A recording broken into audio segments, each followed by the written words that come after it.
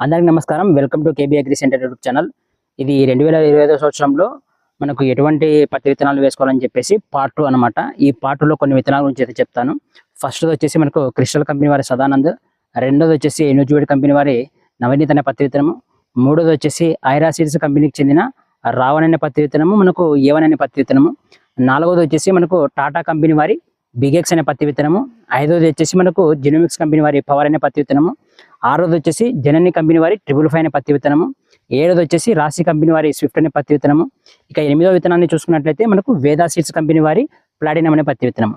So ఈ విత్తనాలు మనకు ఎటువంటి నేలకు సూట్ అవుతాయి, వర్షాధారానికి వేసుకోవాలా, అదేవిధంగా నీటి కింద వేసుకోవాలా, అదేవిధంగా ఈ విత్తనాల కాయ సైజులు ఏంటి అని తెలుసుకోవాలంటే మనకు ఫుల్ వీడియో మనకు యూట్యూబ్ ఛానల్లో ఉంది, ఖచ్చితంగా వీలైతే చూడండి. అదేవిధంగా ఈ వీడియోను పత్తి పంట వేసే రైతులకైతే ఖచ్చితంగా అయితే షేర్ చేయండి.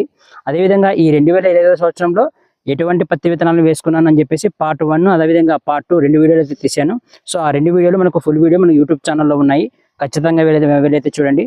అదేవిధంగా మన కేబీ అగ్రి సెంటర్ యూట్యూబ్ ఛానల్ని సబ్స్క్రైబ్ చేసి నన్ను ఎంకరేజ్ చేయవలసింది కోరుతున్నాను. Thank you very much.